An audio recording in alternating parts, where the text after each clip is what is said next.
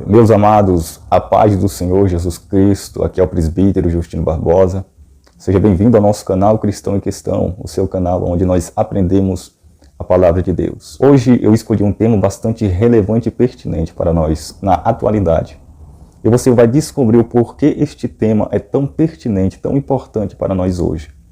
O tema deste vídeo é: qual igreja eu devo escolher? Talvez você que hoje se encontra afastado de alguma denominação, procurando talvez uma igreja para congregar, eu quero te ajudar a encontrar uma igreja que você possa ser abençoado, em que realmente seja uma igreja bíblica e cristã. Se você não é ainda inscrito em nosso canal, inscreva-se a partir de agora, faça parte deste canal e também deixe seus comentários, sugira temas para que possamos aqui estar nos esforçando para trazer. Deixe o seu like, o seu gostei e não esqueça de ativar o sininho das notificações para que você possa estar recebendo todas as nossas mensagens, vídeos que gravarmos e subirmos para a plataforma. Vamos para o nosso tema. Queridos, devido ao grande aumento denominacional, hoje é muito fácil você encontrar uma igreja e não é incomum nós encontrarmos em nossa rua, em nosso bairro, várias denominações diferentes, igrejas com placas diferentes. O crescimento denominacional cresceu grandemente nos últimos anos.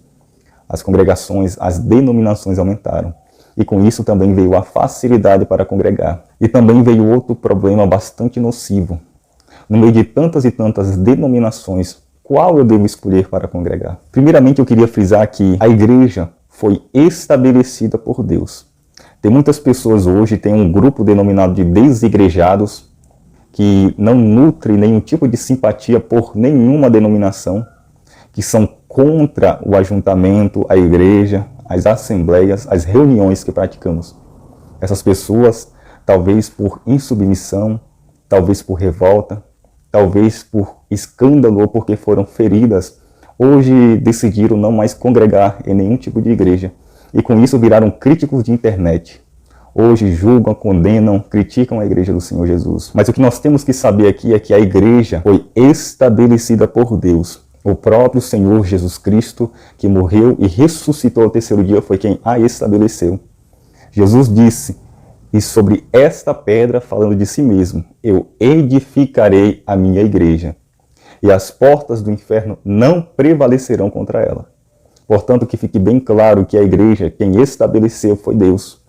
Não há um momento em que a igreja deixaria de ser igreja. Não há nenhuma passagem nas Escrituras Sagradas que declara que um dia a igreja deixaria de ser necessária, que Deus não precisaria mais da igreja, que as nossas reuniões não seriam mais necessárias. Não há passagem alguma na Escritura Sagrada que diz isso, que alegue isso. Mas a igreja foi estabelecida por Deus. A igreja está viva desde muitos e muitos séculos. A igreja, ela não será vencida porque as portas do inferno não prevalecerão contra ela. O plano de Deus é para a igreja. Portanto, todos aqueles que são contra a igreja são contra também o projeto de Deus. São contra Deus. O apóstolo Paulo, antes de ser apóstolo, ele era um perseguidor da igreja. Nós conhecemos bem a história. Sabemos que Paulo torturava cristãos. O próprio Paulo afirma que ele obrigava os cristãos a blasfemarem o nome de Cristo, a blasfemarem contra Deus. Mas nós sabemos que Paulo teve um encontro com Jesus Cristo na estrada de Damasco. Ora, mas Paulo não estava perseguindo Jesus. Paulo estava perseguindo a igreja.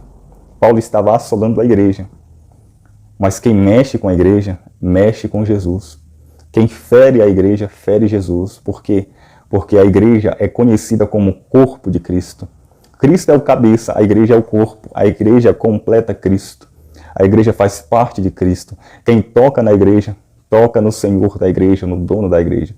Portanto, a igreja é de Deus. O segundo ponto que eu quero destacar é que a igreja, ela não é uma construção. Tem muitas pessoas que pensam que a igreja é um templo, uma construção. Não. A igreja somos nós, pessoas escolhidas. A igreja é composta de pessoas de várias nações, etnias, raças, línguas e cores diferentes. Todas essas pessoas fazem parte de um corpo, de um único corpo chamado igreja, de uma comunidade, de uma nação, de um sacerdócio chamado igreja. Então a igreja somos nós. Paulo diz que nós somos o templo do Espírito Santo. Deus não habita em templos feitos por mãos humanas, mas habita em nós. todos os cristãos, a igreja do Senhor Jesus, somos a igreja, a eleita, os chamados para fora, tirados para fora do mundo, para vivermos para Deus. O terceiro ponto que eu quero frisar é que é impossível viver um verdadeiro cristianismo na prática à parte da igreja. Tem muitas pessoas que professam ser cristãs, mas ao mesmo tempo têm um repúdio da igreja. Mas é impossível uma pessoa se autodeclarar seguidora de Cristo e ao mesmo tempo odiar a igreja que o próprio Jesus Cristo estabeleceu. Quem ama Jesus deve amar também a igreja. Quem ama a Deus deve amar também ao seu próximo. Quem ama Jesus deve amar também a igreja que o próprio Cristo estabeleceu. Se você odeia a igreja, é um grande problema. Por quê? Porque o próprio Jesus se doou por esta que é conhecida hoje como igreja. Jesus morreu por esta igreja.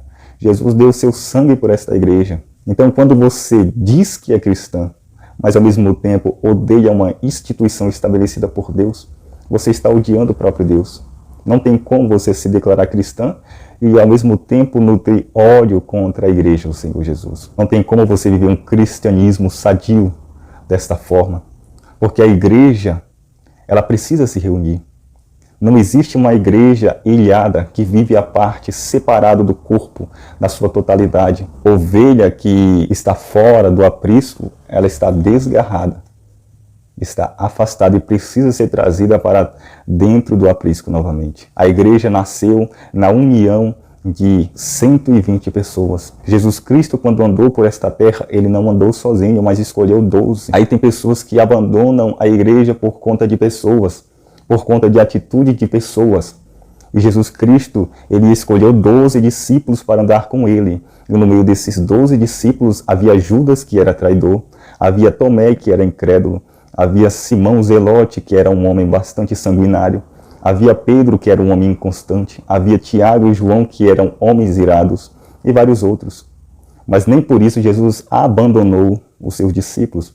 Ainda que os seus discípulos por um momento o abandonaram, Jesus novamente foi e os resgatou. Tem muitas pessoas que abandonam a igreja, quando nem Jesus abandona a sua igreja. E quem somos nós para abandonarmos a igreja do Senhor Jesus? Aquela pelo qual Jesus se doou e se entregou e morreu. A Bíblia diz que Jesus nos amou estando nós ainda em pecados. Então nós devemos amar a igreja com o mesmo amor que Jesus também a amou e a ama. Se você hoje vai para a igreja pensando em encontrar um ambiente perfeito, você está enganado. A igreja tem problemas. Perceba que na igreja que nasceu em Atos 12, uma igreja repleta de dons, uma igreja que vivia a palavra, praticava a comunhão, partilhava os seus bens, a igreja tinha problemas. Mais à frente nós vemos que Ananias e Safira estavam vivendo uma vida de hipocrisia e foram mortos. A gente vê também que houve problema na distribuição de alimentos e foram instituídos 7 diáconos. Então a igreja tem problemas, a igreja tem dificuldades e nós precisamos ser a solução para essas dificuldades e não vivermos de criticar, de falar mal. O quarto ponto que eu quero frisar é que a marca de uma verdadeira igreja, para você que quer congregar, é uma igreja que tem doutrina. Uma igreja que não vela pela palavra, uma igreja que não pratica os ensinamentos do Senhor Jesus, é uma igreja que nós devemos evitar. A verdadeira igreja, a verdadeira marca da verdadeira igreja é uma igreja que vela pela verdadeira sã doutrina, a verdadeira ortodoxia, a palavra pura, genuína, que nos foi deixada por Jesus Cristo, por escrito para nossa edificação, consolação, crescimento e salvação. Uma igreja que deixa a palavra de Deus em segundo plano e coloca em primeiro plano outras coisas que não edificam, não produz santificação, não produz novidade de vida, não produz transformação. É uma igreja que deve ser observada, é uma igreja que deve ser evitada. A quinta marca de uma igreja que é verdadeira é uma igreja que vive em oração. Igrejas que preferem balada gospel, igrejas que preferem assistir filmes, igrejas que preferem teatros, igrejas que preferem danças, igrejas que preferem outras e outras coisas ao invés de uma programação de oração, é uma igreja que deve ser evitada. A verdadeira marca de uma igreja é a vida de oração desta igreja. Sem oração, a igreja não teria estado de pé até hoje. Nós percebemos que Pedro, João e os demais apóstolos estavam dentro do cenáculo reunidos com outros irmãos que davam quase 120 pessoas, estavam orando, jejuando. A igreja nasceu debaixo de oração, debaixo de súplicas, de lágrimas. Percebemos que também Pedro e João estavam indo ao templo à hora da oração nona para orar. E foi neste momento de oração que Deus curou um paralítico. Nós percebemos que a igreja, quando estava com medo, quando estava sob ameaças, em Atos dos Apóstolos, toda a igreja se reuniu e começou a orar. E a Bíblia diz que o lugar tremeu e todos foram cheios do Espírito Santo. Foi por meio de oração que a igreja conseguiu vivenciar um avivamento. Foi por meio de oração que a igreja escolheu os seus 7 diáconos. Foi por meio de oração que a igreja se manteve de pé até hoje. Então a marca da igreja é uma vida de constante oração, de comunhão com Deus. Se uma igreja desprioriza, não valoriza, desmerece a vida de oração, esta igreja deve ser evitada. A 6ª marca de uma igreja verdadeira é a comunhão, é a koinonia, é o estar junto, é o partilhar, é o participar da vida de uns dos outros. Hoje é difícil nós replicarmos o que a igreja vivenciou no primeiro século, o estar junto, porque a igreja literalmente estava junto. E a Bíblia diz que tudo lhes era comum, todas as coisas lhes eram comum. Eles eram tão unidos que as necessidades que tinha dentro da igreja eram supridas por aqueles que tinham mais. Vendiam suas propriedades e depositavam o valor aos pés dos apóstolos, para que os apóstolos distribuíssem de conformidade com a necessidade da igreja. A igreja era uma igreja que estava junto, que participava das necessidades uns dos outros, que participava da vida espiritual uns dos outros, que estavam juntos na oração, que estavam juntos no ensino da palavra, que estavam juntos no sofrimento cristão. Hoje é muito difícil, devido à correria do nosso dia a dia, estarmos juntos, mas nós precisamos valorizar essa comunhão. Nós precisamos estar unidos, participar da vida uns dos outros. Pessoas que dizem que nós não precisamos mais nos reunir, que a igreja é um projeto falido, está enganada. A igreja conseguiu impactar o seu meio, o meio no qual vivia, por meio desta comunhão maravilhosa no qual vivia.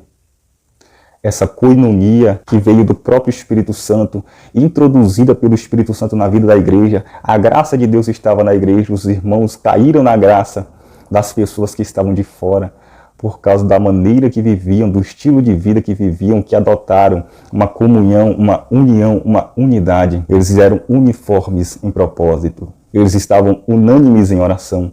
Continuaram unânimes quando receberam o poder, o revestimento do alto.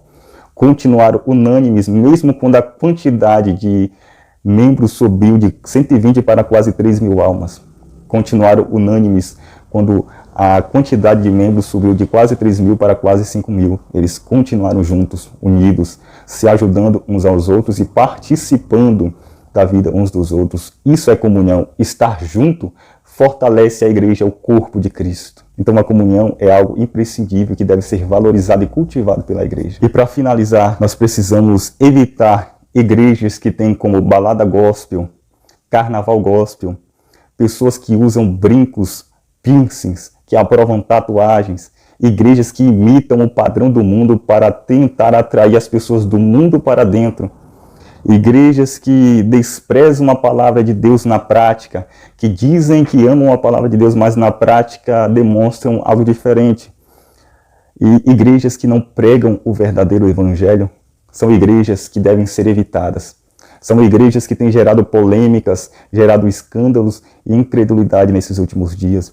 Igrejas que aprovam o homossexualismo, igrejas que aprovam a união de pessoas do mesmo sexo, igrejas que aprovam seus membros a viverem de qualquer forma. Estamos vivendo tempos difíceis, onde o cardápio tem aumentado e cada pessoa escolhe aquilo que lhe bem parecer correto, e por conta disso as pessoas têm aceitado aquilo que são palatáveis, aquilo que são agradáveis aos seus ouvidos, e têm abandonado a verdadeira sã doutrina de Deus.